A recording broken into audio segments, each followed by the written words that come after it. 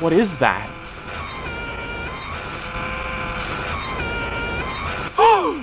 It was my brother!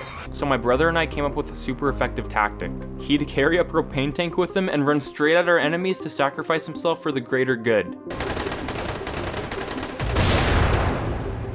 It didn't work very well. Ladies and gentlemen, the time has come. Today, I'm gonna beat Dying Light with only broken weapons. And guess what? This video is actually sponsored by Techland, the creators of Dying Light. I'm such a huge fan of the game and I've made so many Dying Light videos on my channel in the past, so this is like a goddamn dream come true. Before we yeet ourselves straight into the video, I'm gonna let you know that the Dying Light Enhanced Edition is actually on sale on Steam right now for 70% off. If you were ever gonna get this game, now would be the time. Click my link in the description down below to check out the game. They're also coming out with a brand new DLC called Hellraid that's coming soon on all platforms. It's like some kind of medieval demon-themed crossover, and oh boy, it looks really juicy. And boys, I'm giving away my own personal docket codes for you to have. That means all you have to do is use my code, Dante Ravioli, on the Dying Light docket code page, and you guys will get an awesome personal gold tier weapon to use in your game. So basically what you do is redeem the code by clicking the link in the description of this video, and once you have your accounts linked up, your special docket will appear in-game in your inventory. Just make sure you visit a quartermaster like the one in the tower to redeem your docket and get your weapon blueprint.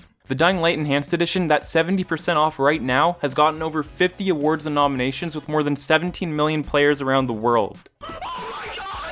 This edition has countless gameplay improvements and includes the following DLC, as well as multiplayer Be the Zombie mode and the Bozak Horde DLC that has more missions, exclusive items, and lots more. All those goodies, the Steam sale, and the docket codes will be in the description down below. Thank you to Techland for the sponsorship. Alright, so I'm gonna try to beat Dying Light with only broken weapons, huh? Is it possible? Can human comprehension even go that far? I didn't want to go on this journey alone, so I invited my brother to come along with me. Because why go on this adventure alone when I can sacrifice him to the demons for my benefit? Goodbye, friend. I hope you have a safe journey. The rules are quick and simple. I can use any melee weapon I want as long as it's broken, making it ineffective and almost useless. But I have a little trick up my sleeve, a little ace in my pocket. My goal is to get the strongest weapon in the game, break it, and then use just that for the challenge. And luckily for me, this weapon can be picked up immediately after getting outside. It's called Excalibur, and oh my goodness, is it ever a beast. So no kicking, no throwables, and no other attacks that don't include broken weapons. Oh, and by the way, I played on Nightmare difficulty. Only for the most hardcore players with the best weapons. Sounds about right. You all know how it goes. I threw my body into the stratosphere, my parachute malfunctioned, I shattered my ankles, and this random bro sacrificed himself for me. And trust me, he won't be the last. I woke up in some bed, scared some children, which is honestly a normal day for me, and continued on my adventure. And right away, I had a problem. There was a man being attacked in his hotel room, and the only weapon I had was a pipe that wasn't broken. But Dante, how are you gonna save that poor man if you don't even have a broken weapon yet? Watch, my children. If you smash your weapon on any surface that isn't a human body, the durability of the weapon still goes down. So before helping the guy who was on the verge of life and death, I sat there for a solid 7 minutes, slowly whittling down my pipe's durability. Help! Somebody!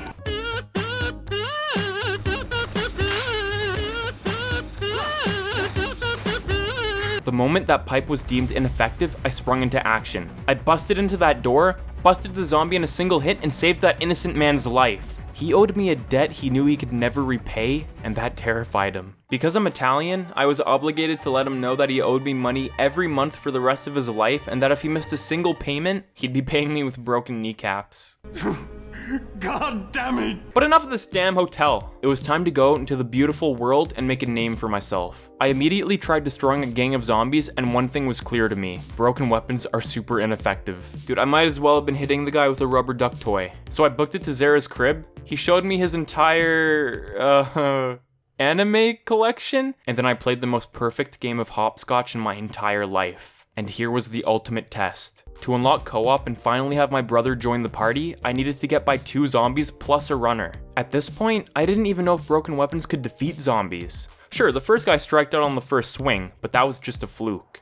This was the real challenge, so I fought. I fought and I fought and I fought. Time seemed to be going backwards. The universe seemed to collapse into itself. I had flashbacks of my childhood, and 5 minutes later, the first zombie got completely annihilated. Hell yes! Broken weapons may be ineffective, but with gamer patience, anything is possible. After cleaning up the rest of the intruders, turning on some lights and going to sleep, I was greeted with a magnificent surprise.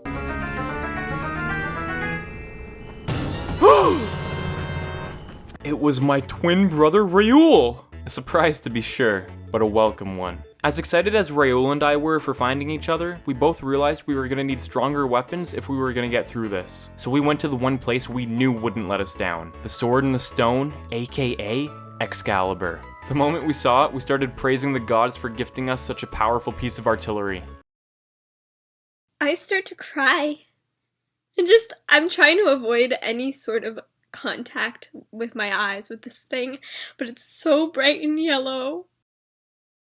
Sword, sword, ooga, ooga, sword, sword, ooga, ooga, sword, sword, ooga, ooga. Sword, sword, sword, sword, sword, sword, sword. That sword is an absolute pound of beef. I mean, it really takes some pulling to free from the rock. In the time it took to get that sword, I could have graduated high school and raised a family, but it was all worth it the moment we had that bad boy in our hands. And of course, we had a little celebration. Unfortunately, we couldn't celebrate for too long because we were being burned alive, but we had what we came for. After completely destroying Excalibur on some nearby rocks, we tested out our new weapons, and oh my goodness, we were unstoppable. I mean, this strat was so good, it almost felt like cheating. You could call it cheating, I call it strategy. Shit!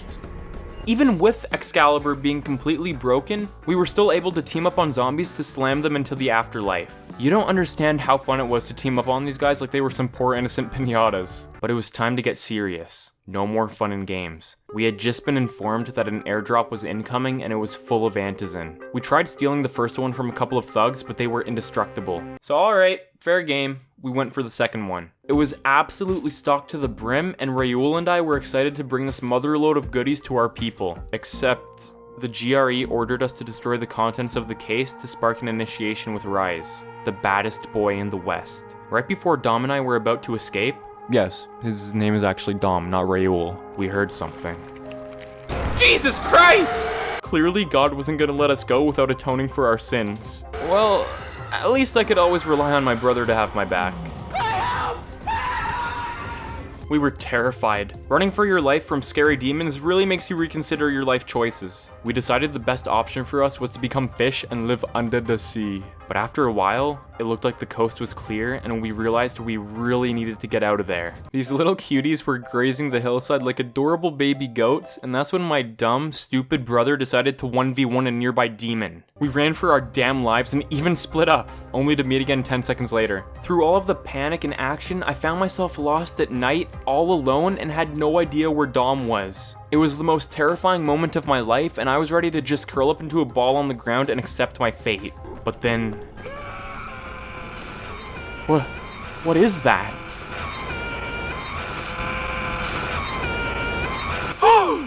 It was my brother!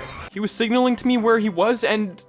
well, he saved my life. Had it not been for his brave actions that night, I'd definitely be living in a zombie's belly. I was killed 3 minutes later. Brecken wanted to have a team meeting in the tower and we were invited to join. I didn't think Dom was quite ready for the big boy leagues just yet, so I told him to wait outside while I found out what was going on. Turns out the meeting was going to be held later that day, so I accidentally caught Brecken watching some questionable anime.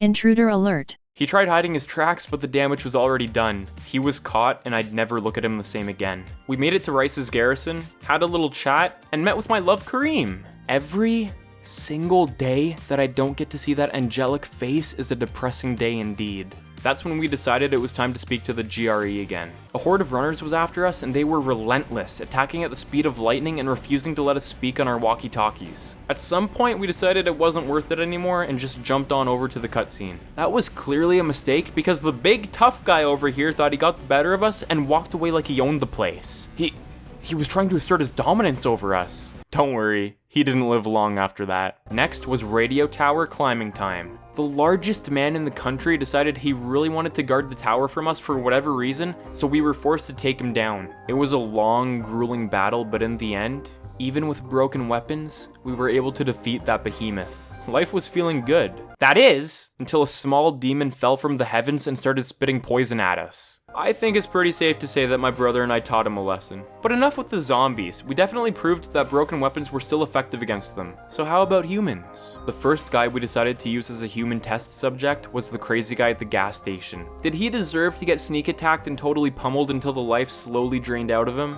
Probably not. But it was very important for our journey. We now knew that humans could be defeated with broken weapons. Oh boy, you know what that means.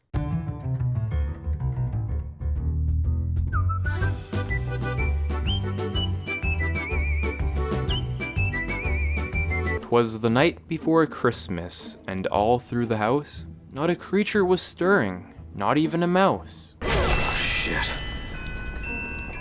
Raheem was pretty depressed, and as much as we wanted to help him through his problems, we knew we had more important things to do. You know what? You guys don't want to see my goofs or shenanigans. What you really want to know is if I was able to defeat the Demolisher in the arena and the meaty man himself Tahir. Let's start with the Demolisher. To get to the Demolisher, Dom and I had to get through a building full of Rice's thugs. This wasn't too bad, and it was all thanks to my power move, which I like to call the Yeet Machine. It works very simply. Stand beside an enemy, charge up the attack, and then yeet him into the afterlife. In fact, this was so effective that I even turned this poor man into a human pretzel. It occurred to me right then and there that the power of the yeet was too strong for any single man to possess. Like Uncle Ben said, with great power comes great responsibility. I was getting kind of sick of shattering every single bone in my enemies' bodies, and we were having some trouble with Rice's thugs in the basement, so my brother and I came up with a super effective tactic. He'd carry a propane tank with him and run straight at our enemies to sacrifice himself for the greater good. It didn't work very well, so after slowly getting through all of the guys in the basement and trashing them like the scum they were, Dom and I finally made it to the arena. We had an immediate problem because our weapons were taken from us, but this journey wasn't over yet. We ran around the arena, grabbed some new weapons, smashed them as fast as we could, and got straight to work. But then, trouble. The Demolisher crushed my brother's bones, and there was nothing I could do about it. This man, this creature, he was too powerful to tussle with. I had to leave my brother behind. Luckily, he was able to respawn, baby. We were a little afraid that the Demolisher would be impossible to defeat with broken weapons, just like how in my Dying Light no weapon challenge, he was invulnerable to almost everything I threw at him, but amazingly we found his Achilles heel. Just beat him to a pulp with whatever you're holding. This strat was surprisingly effective.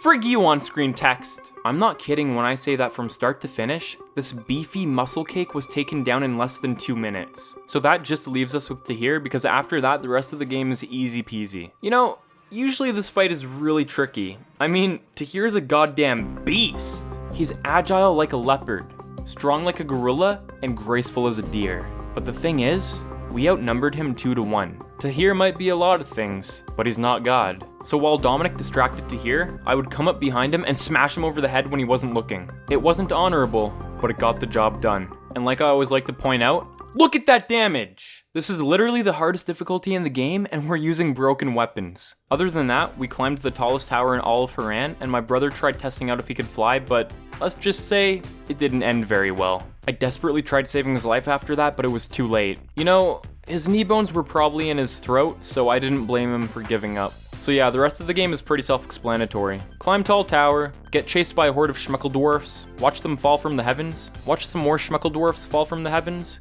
and then watch Rice fall from the heavens.